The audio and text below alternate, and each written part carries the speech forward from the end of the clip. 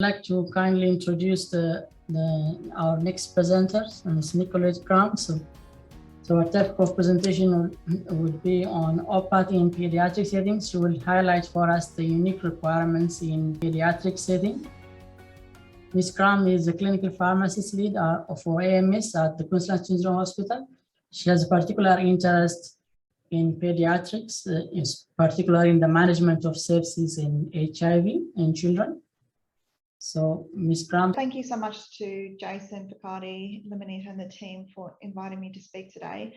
I'm doing a little bit of a change of pace here and looking at it from a clinician's perspective of how do we make these decisions on the floor when we're faced with caring for patients who may be suitable for OPAT or HITH. And then using our pediatric setting to really demonstrate how we would do that. And often what we do in pediatrics is done in a bit of an evidence-free zone and takes a bit of creative thinking outside the box to make sure that we can care for our patients. So what we'll be covering, we're going to have a quick look at antimicrobial stewardship in the context of pediatric OPAT or HITH. And then specifically looking at what special considerations we need to have in this population in terms of drug stability, device choice, and IV access. And Picardi's given us such a great overview of some of the drug stability studies that have been done and the great work done by Connor and his team at BSAC. So when I think about antimicrobial stewardship in the context of a pediatric OPAT or hospital in the home, it's definitely considering the contrast between convenience and appropriateness of care and how we make those decisions around which antimicrobials to use. Do we choose the once daily third generation cephalosporin that's easy to give as an IV push? Or do we consider how we can utilize continuous infusions of a more narrow spectrum antimicrobial? And then, as Picardi's pointed out, living in wonderful Queensland, how do we consider our climate and the impacts that has on drug stability and treatment efficacy for our patients? Also thinking about how can we reduce length of stay in hospital and reduce risk to hospital-acquired infections in our patients, which we know is a very important benefit of hospital and home. And we also know that patients in general do much better in the home environment in terms of their recovery. And especially if we think about the family unit in terms of children, great benefits when there is less disruption and the family unit can be together and the child can actually receive care within the home environment. When we think about good practice recommendations, certainly the UK is leading in this space and have brought out some great publications around what we need to consider for our pediatric OPAT services.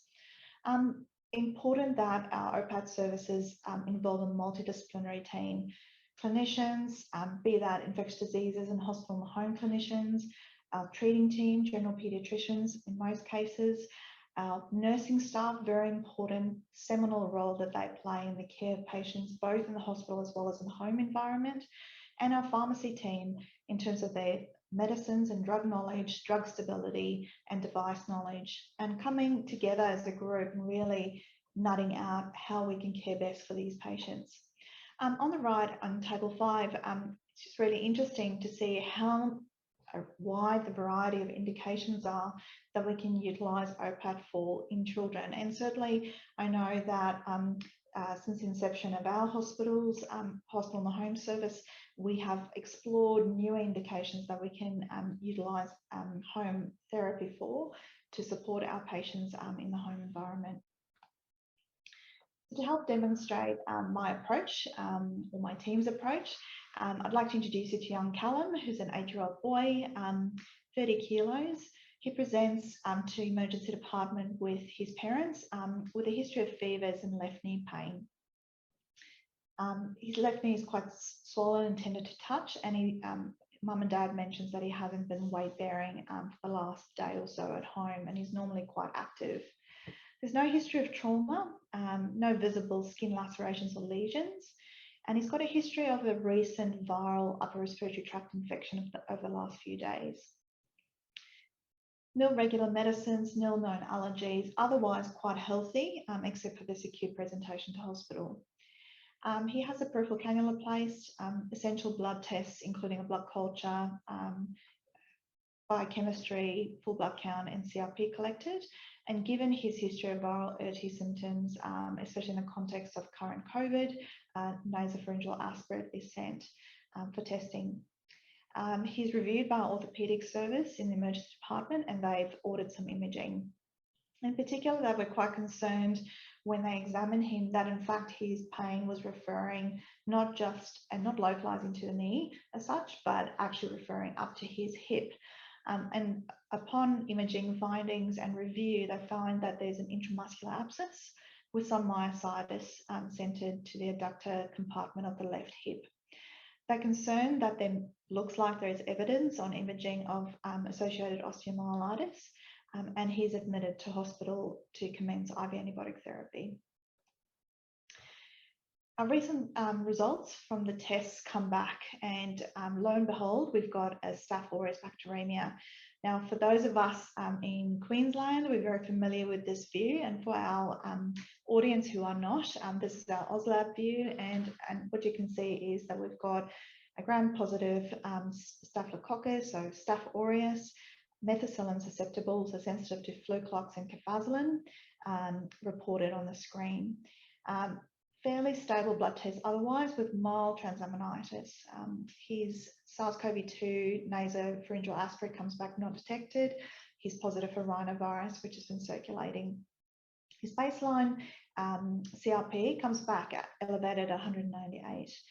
At that point in time, in discussion between the orthopedic team as well as the infectious diseases team, the decision is made not to do any surgical intervention and to manage conservatively with intravenous antibiotics. When we think about Staphylococcus bacteremia in children, we know that they often infer a very poor clinical outcome. There's quite a high risk of disseminated disease in these patients, and as demonstrated by a recent multi-centre, multinational audit done between Australia and New Zealand, led by Anita Campbell and Asha Bowen from Australia. And as you can see, between neonates and children, there are subtle differences in terms of the focus of disease that we see associated with Staph aureus infections. We know that between Australia and New Zealand, there is an increased risk of multi-resistant Staphylococcus aureus bloodstream infections. However, in this case, we note that we've got a methicillin-sensitive Staph aureus, and hopefully that is a good prognostic factor in terms of outcomes for our patient. But as you can see listed, in children over the age of 1, osteoarticular infections definitely are one of the highest causes in terms of multifocal infection or disease that we see with Staph aureus. As Fakadi's mentioned before, this systematic review was published earlier this year, and it's a great summary of some of the papers and some of the studies that have been published around drug stability in different devices at different temperatures. Definitely taking on board that we don't always meet the yellow document requirements, and that's really important because we know, given the significant morbidity and mortality associated with Staph aureus bacteremia, that we need to ensure that the treatment we choose is optimal and stable and can be delivered safely in the hospital and in the home environment. The decision is made to commence fluclox intermittently in hospital with a discussion around at which point this patient may be suitable for hospital in the home. I'd like to change tack slightly and talk a little bit about some of the considerations we would have to have in that process as we start thinking about hospital in the home and how we will be delivering therapy for young Callum. Again, great work done by the BSAC committee, looking at drug stability and really approaching it with lots of good research, but also some great surveys around people's experience with different devices and delivery of therapy through those devices for OPAT.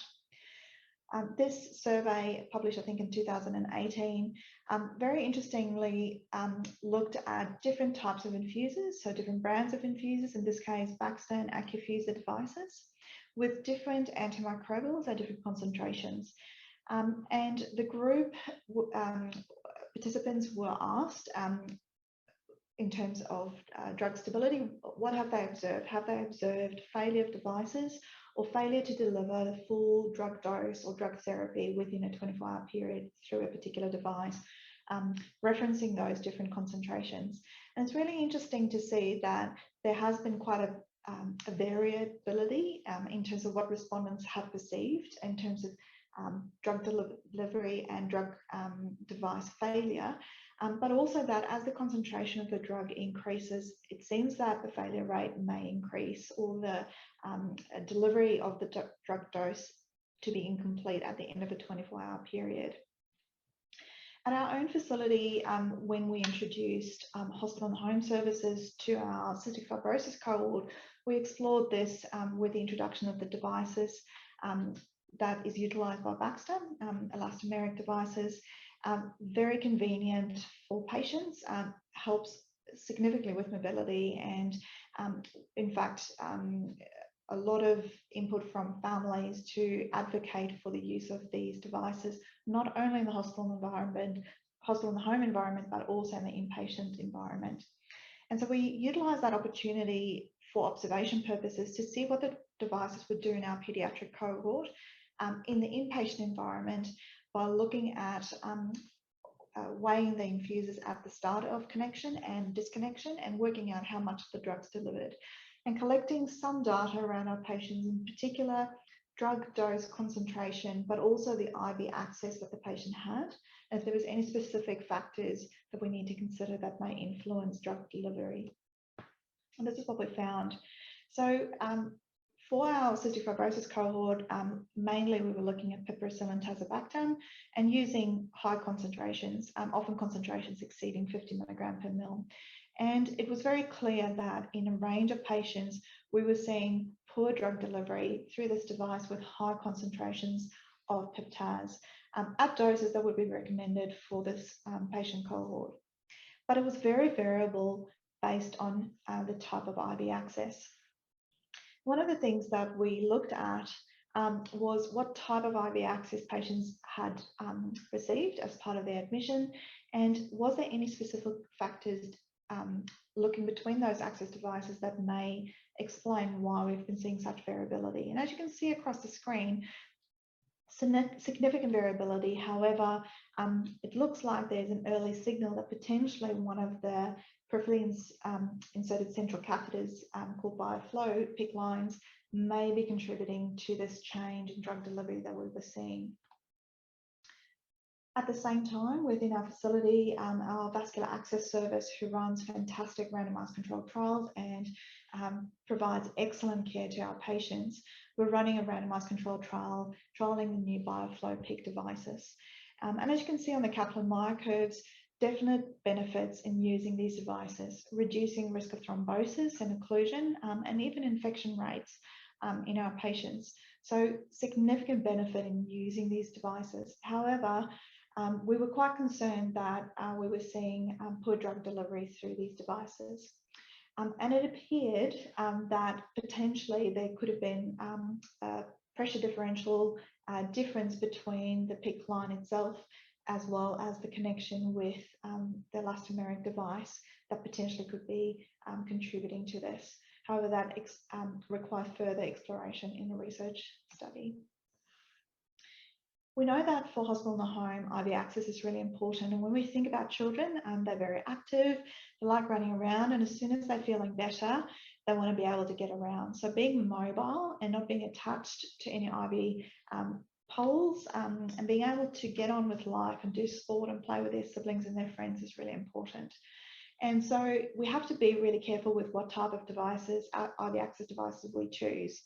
Peripheral cannulas are not often suitable in our younger patients who are very, very mobile, and often that means that peripheral cannula would tissue quite quickly. However, in our older children, for shorter term therapy, that's very appropriate. Granted, picking your drug for delivery via that device is really important and reducing your risk of phlebitis. In recent times, we've introduced midline catheters at our hospital, and that certainly has reduced the need for general anaesthetics, especially in our respiratory cohort. And we've actually seen quite good drug dose delivery. via a new pump device that we started to use, which is called Ambed pump, which is battery operated and allows us to use an IV bag with the drug dose formulated and compounded, either buffered or unbuffered, depending on what's required, to deliver the dose at a set rate. It means that it also is not dependent on gravity. It means that for children who move around, that pump will deliver the dose over 24 hours as set, bar any inclusions. PICC lines is definitely a very secure IV access device. However, it does require general anaesthetic, and some of our patient cohorts, that's not a suitable alternative. So for us, we've done a little bit of a cheat sheet, and certainly this will keep on changing as more research emerges around drug stability, access devices, and new delivery devices for IV antibiotic delivery through hospital and home, or OPAT. And so thinking back to our patient, Fluclox being the drug of choice, as Fakadi's pointed out, citrate buffered flucloxacillin has excellent stability, and at the time we compiled this table, we had 24-hour stability at temperatures up to 37 degrees. So in the height of summer within our environment and climate here in Queensland, this would be a suitable infusion to run for this patient and reducing the risk of treatment failure. In particular, we would be using higher doses with this type of infection, and so we would definitely prefer to use our IV bags with Ambed pumps over elastomeric devices in this instance. So fast forward a few days, it's now day 4, and young Callum's been afebrile for 24 hours and is really keen to head off home. His repeat blood cultures remain negative to date, and his CRP is on the way down.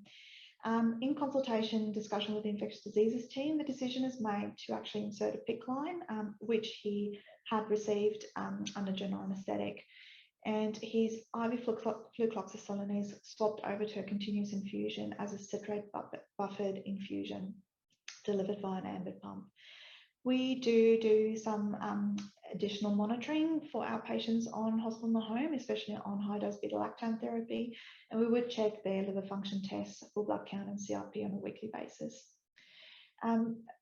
If he continues to improve on this current clinical trajectory, we are very likely to swap him by day 10 to 11 to oral therapy, and provided he likes the taste of cephalexin, that would be his oral therapy to complete his course.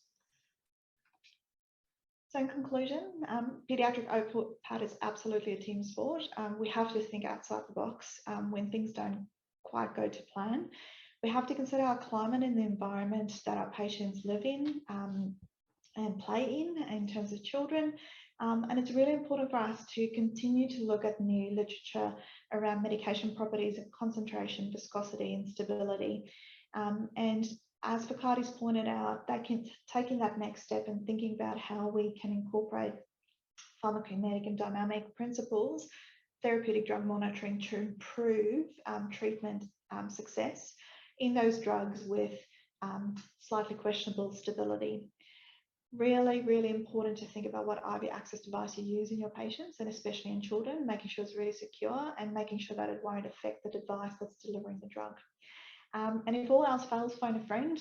There's lots of people with lots of research and practice experience, and people with lots of different hats who are willing to provide support.